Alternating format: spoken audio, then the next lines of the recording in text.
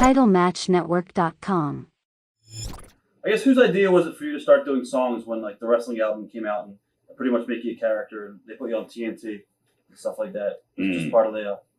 Yeah, we just watched one of them today over at the studio, and it was where Don Morocco and Mr. Fuji Vice? on Tuesday Night Titans became the comedy team, and they were going to be playing Ike's Chicken Shack on the Jersey Shore and all these big venues. Nothing in Vegas yet, but they had great promise. But they were reading. They said, "Don't rehearse this. We got it all written down for you. You can read it off cue cards." And so anyway, Morocco was absolutely terrible, which made it hilarious for Lord Alfred Hayes and myself. And Fuji's one of a kind. I mean, he takes a look at the script and he says, "Magnificent one. How about something tropical?" Well, it was supposed to be, how about something topical? So, I mean, they had us bent over. Don't take that the wrong way. I was actually going to ask you, was it hard for the guys to stay serious during those goofy segments at all? Well, of course, the Tuesday segments, are you saying that? Well, TNT. I mean, that's what that show was all about. I mean, you've got Nikolai Volkov coming in there with a legitimate Russian bear who summarily craps on the floor, blows the audience out. Oof. Had to air out the whole deal. Iron Sheik shows up with a camel, and he had asked me, he says, "What's the name of this camel?" I said, "Well, it was an old Ray Stevens, not Ray Stevens, the wrestler song, but it was called, and he rode on a camel named Clyde and Glide, you know." I said, "The camel's name is Clyde, Sheik." He says, "You're a very intelligent man. I'll mention that on the air." So he gets on the air and he calls the camel Claude. That's great. Just another one of those little things. Sheik was an entertaining man. Whose idea was it for you to wear pantyhose on TNT when you sang Tutti Frutti? Well, I would imagine that would have to be Pat Patterson or Terry Garvin. Right, yeah. And what made Pat Patterson a great finish man? Well, Pat was an entertainer. I mean, Pat realized this was entertainment. You've got to give the people what they want to make them pop. You got to give the people not necessarily what they want, but what they need to buy a ticket to the next event, to buy a ticket or buy into the next pay-per-view. That's what made Pat Patterson the greatest finish man of all time. Do you think he was better than Eddie Graham in Florida? Different era. Right. Eddie Graham, wrestling. Pat Patterson, entertainment. Eddie Graham was good, no question. Mike Graham's a good finish man. Dusty Rhodes a good finish man.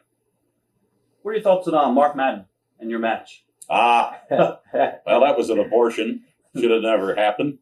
But that wasn't Mark Madden's fault. That wasn't Gene Okerlund's fault. That was Vince Russo's fault. Who would put a piece of garbage like that on television intentionally? And I mean, you're not going to make any money off of it. You're not going to draw. You're going to embarrass me. You're going to embarrass Mark Madden, who should be at Weight Watchers. Not that I'm saying I shouldn't be, but I mean, it was terrible. Did you say anything? Pardon? Did you say anything to the office at all about it? Or? Who are you going to talk to? Just did it and got paid. The only guy I could have talked to would have been Brad Siegel, who was the entertainment division head for Turner Time Warner. How did you wind up in the Millionaires Club angle and memories of feuding with Pamela Paulshock? Pamela Paulshock. Right. Yeah. A nice young lady. Well endowed. Yes. We all agree to that, right? No doubt. But big time airhead. And you know, she played the part. Maybe she was the smartest gal on the block. And you know, Marilyn Monroe was a bright gal, 50 years ago. Right. She got what she wanted, but she played the airhead to do it. Did you like playing part of that angle, or the Millionaires angle? Right. Yeah, it didn't offend me, and I was told to do it. And a good soldier does what he is told by his commanding officer. Thoughts on Mike Tenay?